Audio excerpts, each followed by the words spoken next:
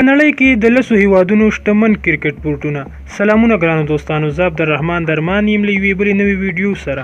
که چیرې تاسو زموږ چینل ته نوي راغلي یاست نو د مهربانۍ له مخې زموږ چینل در سره سبسکرایب کړئ. که چېرته مو ویډیو خوښه شوې وي ویډیو در سره لایک او نظریات مو په کومنټ کې ولیکئ.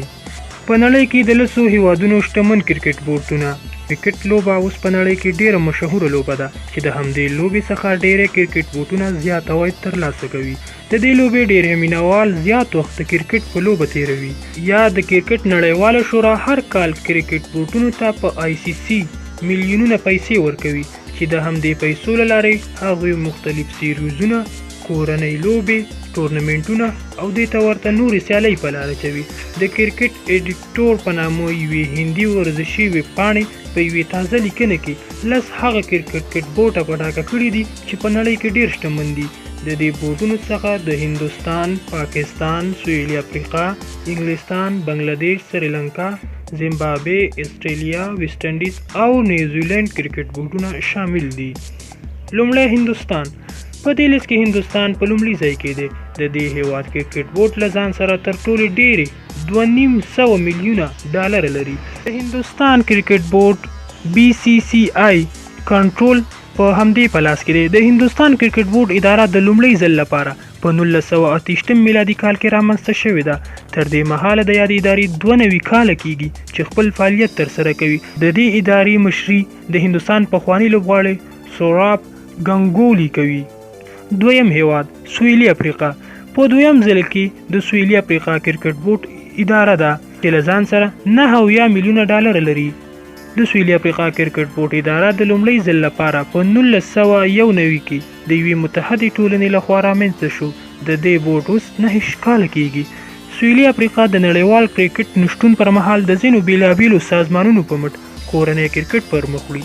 په شروع کې د سویلي افریقا کرکټ ټولنه، د سویل افریقا د کنټرول بورډ او د سویلي افریقا کرکټ بورډ په 1970 کې د دریو سازمانونو موافقه وکړه چې د سویلي افریقا کرکټ اداره کولو لپاره یو واحد بورډ رامنځته کړي.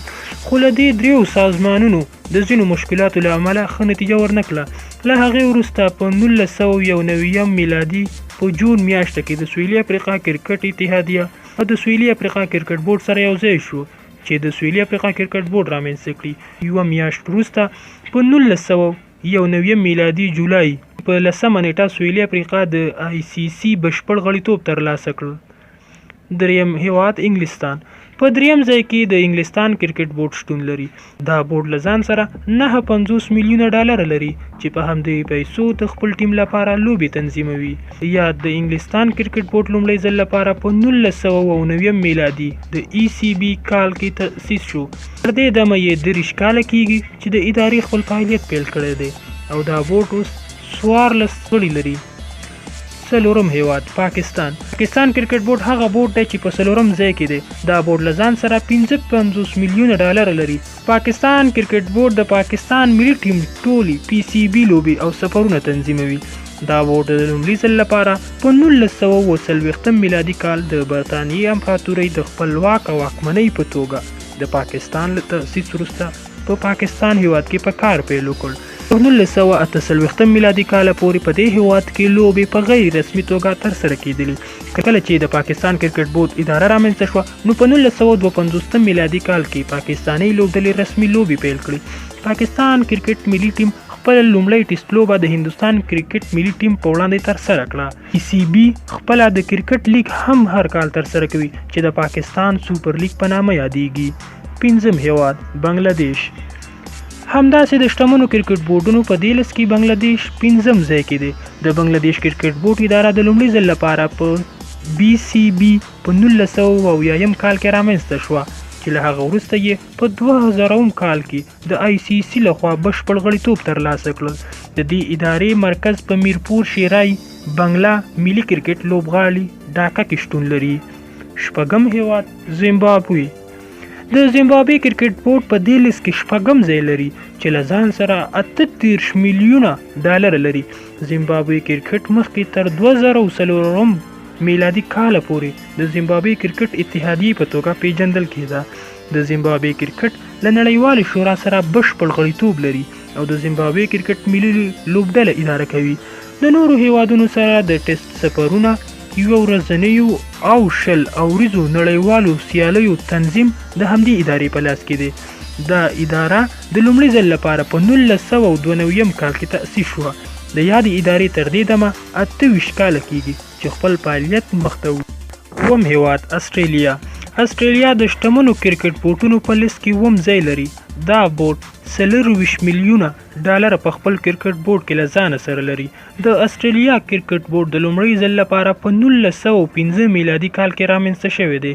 په استرالیا کې د کرکټ ادارې لپاره لومړی مرکز په 1892 میلادي کې رامنځته شو او له هغه وروسته په 1915 میلادي کې یې نړیوال کرکټ بورډ رامنځته کړ. استرالیا کرکټ ملي ټیم خپل لومړني سفرونه انګلستان ته وکړل. دا لومړي سفرونه د لوبغاړو لپاره ډیر ګټور وو. اتم هیواد سریلانکا. د شتمنو کرکټ بورډونو په اتم ځای کې د سریلانکا کرکټ بورډ دی چې له ځان سره 20 میلیونه ډالر لري. دا بورډ د لومړي ځل لپاره په 1915 میلادي کال کې د جون میاشتې په 30 نیټه رامنځته شوی دی چې اوس یې 45 کلونه کیږي. د کرکټ لوبه په 20مه پیړۍ کې سریلانکا کې ډیره مشهوره شوه چې په هغې ځای کې یوازې همدا لوبه خلکو خوښوله. سریلانکا هیواد خپله لومړۍ نړیواله لوبه په 1915 میلادي کال کې د ویسټ انډیز په وړاندې ترسره کړه چې ویسټ انډیز ته یې په 9 ویکټو ماتې ورکړه. یادې لوبډلې په 1990 کال کې د ICC ټرافي په خپل نوم کړه. سریلانکا کرکټ ملي ټیم په 1996 میلادي کال کې استرالیا ته په ماتې ورکولو سره نړیوال جام وګټو. همدارنګه په 2014 میلادي کال کې هندوستان ته په ماتې ورکولو سره نړیوال شلوریز جام په خپل نوم کړ. نهم او لسم هیواد ویسټ انډیز او نیوزیلینډ. ویسټ انډیز او نیوزیلینډ دا دوه هغه کرکټ بورډونه دي چې له نورو څخه په کمه اندازه پیسې لري. ویسټ انډیز کرکټ بورډ له ځان سره 15 میلیونه ډالر لري او نیوزیلینډ کرکټ بورډ بیا په یاد جدول کې اخیرنی بورډ دی چې 9 میلیونه ډالر عواید له ځان سره لري.